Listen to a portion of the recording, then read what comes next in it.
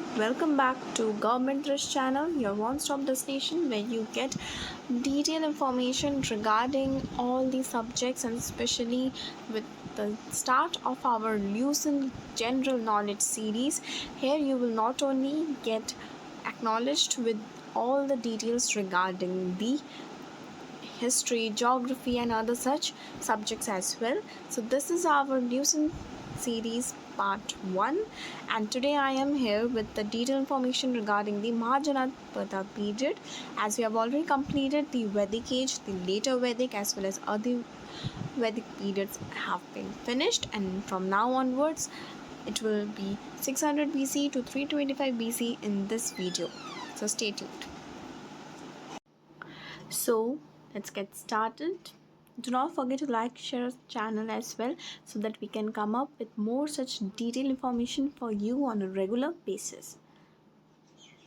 So here we are with the Mahajanapada period from 600 BC to 325 BC. तो पहले हम जानते हैं 16 Mahajanapadas के बारे में and also their modern area names as well as their capitals. You need to know all the Mahajanapadas names because it's very important. So please mark this as important one. First we have Anga, that is districts of Munger, Bhagalpur in Bihar, which capital is Champa or Champanagari. Then we have Magadha, districts of Patna, Gaya and Nalanda in Bihar. The districts or the places which are in brackets are the modern day areas and names. Anga, Magadha, this Vaiji were the previous Mahajanapada names, and all the things in the places in the brackets are their present names, and these are their capitals. Vaiji, district of Muzaffarpur and Vaishali, their capitals.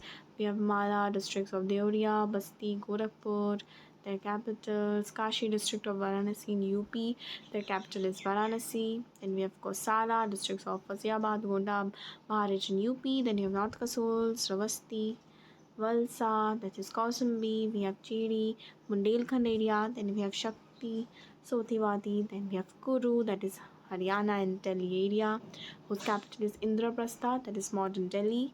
Then we have Panchala, which is rural Khenkhand, western UP, and whose capital is North Panchal, Atichatra, South Panchal, Kampilia. Then we have Shurasena, Brajamandal, whose capital is Mathura. Matsya, Alwar, Bharatpur and Jaipur in Rajasthan, whose capital is Viratnagar. We have Avanti, whose present name is Malwa. We have heard of Malwa Plateau, yes. You can find such references, and whose capital is North Avanti, Ujjaini, South Avanti, Mahishmati. Then we have Ashmaka, between the rivers of Narmada and Godavari, whose capital is Potana or Patali. Then we have Gandhara, western part of Pakistan and Afghanistan, whose capital is Taxila, which is near Rawalpindi, Pakistan. Then we have Cambodia, that's Hajra district of Pakistan, whose capital is Rajapur or Hataka. Got it? So these are the 16 Mahajanapadas and their capitals. A lot of questions can come either from Mahajanapadas in general or their modern day names as well as their capitals, and if the capitals also have modern day names, then also you have to go through that. And this book in Lucent series, everything is provided to you in a detailed way. You have to just make note out of that and prepare questions for yourself. I'll be marking all the important topics, all the important points which are expected to come in the exam, so please go through that as well. First, then comes the Buddhist literature and Jain literature. We have Buddhist literature as Angatura Nikaya Mahavastu, and Jain literature, that is Bhagavati Sutta. And these also are the ones who presented the list of 16 Mahajanapadas and with their other variation of names as well. Now let's know about the two type of states that used to exist in the Mahajanapada period, that is 600 BC. Then it is of two types, that is monarchical and non-monarchical. Okay, let me highlight this for you because it's important, as it has divided the states into two parts, that is which one is the monarchical states or which one is the non-monarchical states. First, we have the monarchical states, that is Anga, Magadha, Kashi, Kosala, Vatsa, Chedi, Shurshena, Matsya, Avanti, Gandhara. And then we have republican states, which is Vajji, Mala, Kuru, Panchal. Then we have Maurya, Cambodia. Okay. Now let's know about the rise of Magadha. How did the rise of Magadha took place? As the political history of India from 6th century BC onwards is the history of struggle between four states, that is Magadha, Kosala, Avanti, for supremacy. So these four states were the highlighted states, और बोल सकते हैं कि इस states में ज़्यादा जो history का effect हुआ था. What was the consequences? That among the four, that is states, the most powerful one was the Magadha, and it was the one which led an empire. We have heard of the Magadha empire, but we are not much aware of that any Kosala empire or Avanti empire. But Magadha empire was one of the most famous one, which had laid the foundation for the Mahajanapadas. Now let's know about the causes of Magadha's success. Why was Magadha so successful? What was the reason behind its blooming nature? First was that Magadha enjoyed an advantageous geographical position. Yes, behind the success of a particular empire, a city, is the significance of their geographical location. If they are not in a much good location, they cannot have good agriculture, not a good communication, not a good connectivity, trade, commerce, nothing can take place. But Magadha was in a geographical position which gave them the advantage of iron, because the richest iron deposits were not situated far away from Rajgir, which was the capital of Magadha. And with the help of iron, what they did, they made weapons. This is just the explanation of everything which is in this first paragraph, which I've highlighted, but I am explaining you in more detail and simpler words so that you can understand the importance of the geographical location for an empire. Now let's know about the second cause, that is it used to lay at the center of the middle Gangetic plain. Okay, and the aluminium which was cleared of the jungles, it proved immense fertile and food surplus was thus available. So due to its geographical center, it was in the middle Gangetic plain, which also made them more good enough to for the agriculture processes.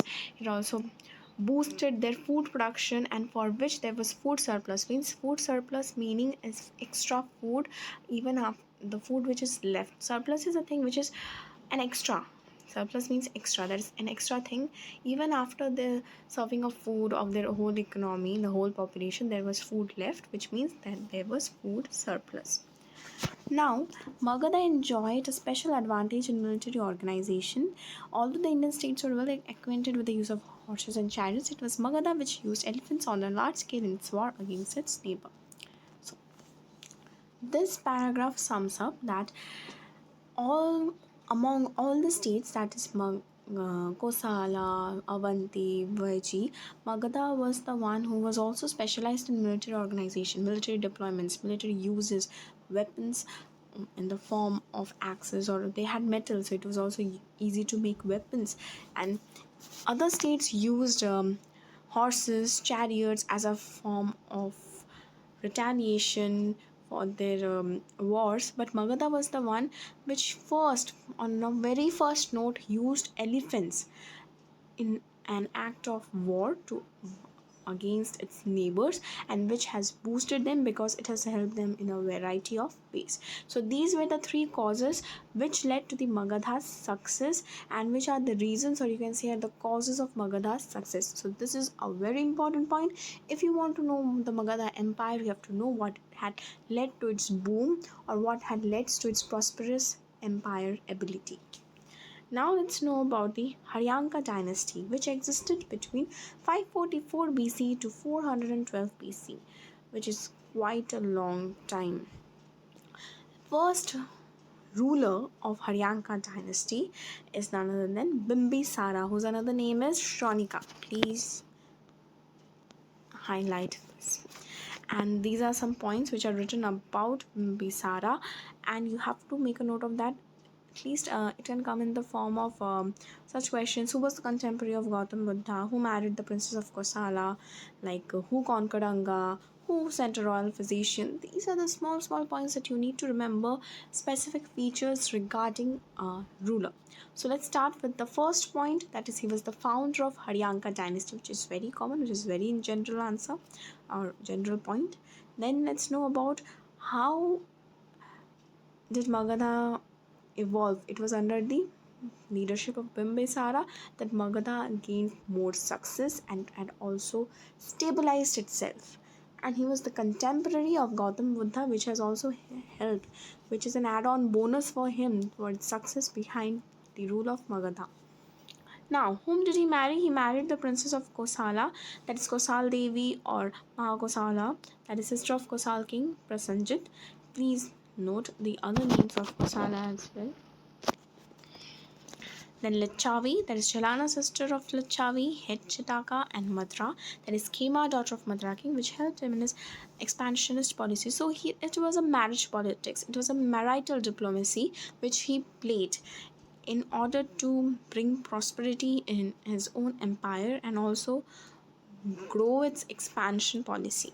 Okay, now about Kashi, he got a little part, not the whole of Kashi, a little part of Kashi as dowry when he married the sister of King Prasenjit of Kosala, getting Kashi as a dowry. Yes. Then he also conquered Anga. Then he was the one who sent a royal physician, that is Jivaka, to Ujjain when Avanti king, that is Pradyodha, was attacked by jaundice. So this was one of its diplomacy, you can say, an act of diplomacy. Then he is also known as Sinia, that he was the first Indian king who had a regular and standing army. Yes, it is also an add-on point and very specific and minute detail which can help you out and help you to know Bimbisara more in general. Then he also built the new city of Rajgir. Now let's know about Ajatashatru, that is Kunika, and he was in the reign of 492 BC to 460 BCE. BC, sorry, pardon. Now Bimbisara, who succeeded Bimbisara, was one of also very important question or important note. It will be Ajatashatru, and you have to also know that he killed his father and he seized the throne. He was not getting it legally, or he was not getting it in a hereditary way, but through conspiracy. Maybe in future times he would get that, but he conspired against his own father to seize the throne.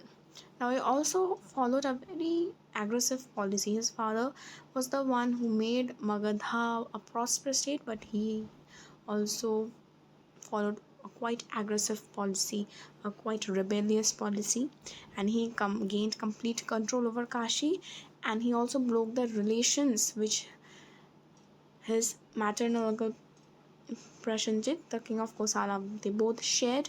He had spoiled that relation as well, and he aggressively, you can say, had a control over Kashi. The Vajji Confederation was Ajatashatru's next target of attack. This war was a lengthy one, and tradition tells us that after a long period of 16 years, he was able to defeat the Vajji only through deceit, by sowing the seeds of discord amongst the people of Vajji. So, let me decode this paragraph to you, which seems interesting, at the same time seems sad as well. So, Vajji Confederation, and you can say the conquest of Vajji in simple words, conquest confederation, that is his next target of attack was Vajji. So how he gained control over that after a long war of 16 years, that war was of at least 16 years, but he was not being able to defeat Vajji through military expansion, military deployment, or any other sort. So he chose the path of deceit, that is, you can say dhoka, or you can say another form of mischief. How he had won is that he sowed the seeds of discord, that is resentment among its people. He literally had instigated the people of Vajji against the king, which led the demolition of the Vajji, and Ajatashatru could take control. Now, the three things who played important role to defeat the Vajji was Sunita and Vatsakar. That was Ajatshatru's diplomatic ministers. They all was the one who sowed the discord among the Vajjis. Then we have Rathamasula, that's a kind of chariot to which a mace was attached. And then we have Mahashilakantaka, a war engine which catapulted big stones. So these are the three things or the three major helping hands of Ajatsattu during its Vajji confederation. And in this way, he also conquered Kashi and Vaishali to Magadha, and which made it one of the most powerful territorial power in the Ganges Valley. And this is the reason why we say Magadha is the most powerful empire among the 16 Mahajanapadas. Now also know that what was his artistic expedition, that is he built a fort of Rajagiri and a watch fort at a village called Patali on the banks of the Ganges. Now let's know about Uddain, who ruled 460 BC to 440 BC, which is quite less. Ajatsattu was succeeded by his son Uddain, and his reign is important because he laid the foundations of the city of Patliputra at the confluence of the Sun and the Ganges and shifted the capital from Rajagiri to Patliputra. Uddain was succeeded by Anuruddha, Munda, and Nagadasa, respectively, who were all vegan sites. Okay, now let me break down this para for you. Here, Ajatsattu's successor was Uddain, that is his own son. That's a hereditary rule. But he was not as successful as Ajatsattu. Maybe Ajatsattu had taken a rebellious path, but he was successful in expanding his thing, and then not as successful as Bimbisara as well. But he had laid the foundation city of Patliputra, and he was the one. We have always heard that Magadha's capital was shifted to Patliputra from Rajgiri.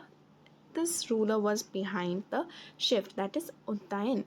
And after him, many rulers came, that is Anuruddha, Munda, Nagadasa, but they were not successful and they were weak compared to the other rulers, previous other rulers. Now comes the Shishunaga dynasty that existed from 412 BC to 344 BC. So Nagdasak was unworthy to rule, so the people got disgusted and elected Shishunaga as the king, the minister of the last king. Okay, so people were not happy with the rule of Nagdasak, that is the last ruler. So what they did, they put up an election and they elected the last minister of the last king, that is Shishunaga. Now let's know about the most important achievement of Shishunaga was the destruction of Pradyota dynasty of Avanti. This brought an end to the 100-year-old rivalry between Magadha and Avanti. From then on, Avanti became a part of the Magadha rule. So, we knew about the Vajji confederation, in the same way here is the destruction of the Priyodata dynasty of Avanti, where there was a rivalry between Magadha and Avanti for 100 years. There was real rivalry, but after this expedition that Shunaga took, it came to an end, and then Avanti was added to the Magadha. Now Shishunaga was succeeded by Kalashoka, that is Kakavarna. His reign is important because he convened the second Buddhist council in Vaishali. And please remember the date of the reign, that is 383 BC. Now there is Nanda dynasty that existed between 344 BC to 323 BC, and it was overthrown by Mahapadma, who established a new line of kings known as the Nandas. Okay, after Shishunaga, who came? Mahapadma, and then a new rule started, that is the Nanda dynasty. Now Mahapadma's another name is Sarva Shaktrank, that is uprooter of all the Kshatriyas or Pranas, and Ugrasena, that is owner of huge army. Then we also have seen that the Puranas used to call Mahapadma Ekrat, that is the sole monarch, and he also used to seem to have overthrown all the dynasties which ruled at the time of Shishunagas. He is often described as the first empire builder of Indian history. So we can say that this was one of the main dynasty as well. And Mahapadma was succeeded by his 8 sons, that is Dhanananda was the last one among the 8 sons. Last king Dhanana is possibly identical with the Agrimis or Skyremis of the Greek. Yes, this is just reference where we have found the reference of the king Dhanananda in Greek texts. Now, it was that during the rule of Dhanananda that even the invasion of Alexander took place. That was from northwest India. And in which BC? You have to remember that as well. That is in 326 BC, invasion of Alexander took place. Now, according to Greek writer, just a minute, that is Satrius, Dhanananda commanded a huge army, that is 20,000 cavalry, 2 lakh infantry, 2,000 chariots, and 3,000 elephants. And it was the might of that terrorized Alexander and stopped his march to the Gangetic Valley. So he had all this, and this had terrorized Alexander, and he didn't come further towards the Gangetic Valley. Now, Nanda dynasty came to an end in 322 to 21 BC, and then with Chandragupta Maurya marked the founder of another dynasty. Now let's know about the foreign invasions, that is Iranian and Persian invasions. We'll just have a look at this. This is not that more important regarding it, as it's just an add-on. So the Achaemenian rulers of Iran, who expanded their empire at the same time of the Magadha princes, took advantage of the political disunity of the northwest. So when there was the Magadha princes rule, this invasions took place as they took the advantage of the ununity. People were against some rulers were plotting against some, so they took this advantage. And then this Doris I, what he did, he penetrated into northwest India in 18 BC, and what he did, he annexed Punjab, that is west of the Indus and Sindh, and this area constituted the 20th province of Iran. So then what had happened, the total Iranian empire was 28, and this was very important region as it was one of the most fertile area of the Iranian empire. And then from there they received 360 talent gold as revenue, which is quite more, and this lasted about 200 years. Now what happened of this Iranian invasion? Let's know about that. It gave a boost to the trade and commerce. So the Greeks came to know about the great wealth of India, and this was the reason behind the Alexander's invasion of India. And then we have Iranian scribes, which brought into India for form of writing, and which was known as the Kharosti script. Please remember this. And it was written from right to left, just like the Arabic language. Then it was also had an influence on the modern culture. Then we have bell-shaped capitals and more. Then we have Macedonian invasion, that was 326 BC of Alexander's invasion. As in the 4th century BC, the Greeks and the Iranians fought for the supremacy of the world, and it was under the leadership of Alexander of Macedonia, which destroyed the Iranian Empire. Now, he succeeded his father Philip to the throne of Macedonia when he was just 20 years of age. At a very young age, he had conquered, and from his very childhood, he used to dream of world conquest. So for his dream of conquest, he had conquered many areas. So as a preliminary step to conquer India, the Kabul Valley and the hilly area of northwest frontier, all these regions were conquered, and he even reached the Ohint near Attock in 326 BC as well. And even the rulers of Taxila and Abhisara submitted, but Porus, that is Puru, he refused to do so. He didn't submit himself to Alexander. And then what he did, he crossed the Jhelum by a trick, and then Porus was defeated in the battle that followed, but Alexander treated him very generously because he was very brave. So what was the battle's name? It was Battle of Sasa, that is modern Jhelum. This was the year. This is how the Indians were defeated, because of the disunity. So this is what happens, the reasons behind the disunity and what had happened in the end. But after brilliant victory at Shakala, the Greek forces reached the Bees. Alexander had returned from his place as the soldiers refused to go any further. The Battle of Jhelum and Sakla had opened their eyes, and they were afraid of the great Magadha Empire across the Bees. Okay, I just explained about the great territorial expansion or the military deployment which had feared Alexander. This was the reference, as they feared, and they went back and they didn't move ahead. After making administrative arrangements, Alexander marched back, but he reached Babylon in 323 BC and he died there at the age of 33. Now, what was the effects of Alexander's invasions? By opening up the land and sea routes between India and Europe, it brought them more closer, which had also led to trade and commerce among them. And this invasion made possible the establishment of Indo-Bactrian and Indo-Parthian states. And then it also opened the eyes of Indian politicians to create a unified empire, to not stop continuing this unity, to become united. And the date of the invasion of the Alexei, the first reliable date in Indian history, and considering helping us solving chronological difficulties. So, due to the Alexander's invasion, it helped us to um, place all the things in a chronological order. So this was the end of the Mahajanapadas knowledge. We have learned about the Alexander's invasion, the Mahapadmas, the Nanda dynasty, Shishunaga, Haryanka, the rulers, the kings, their achievements, and many more.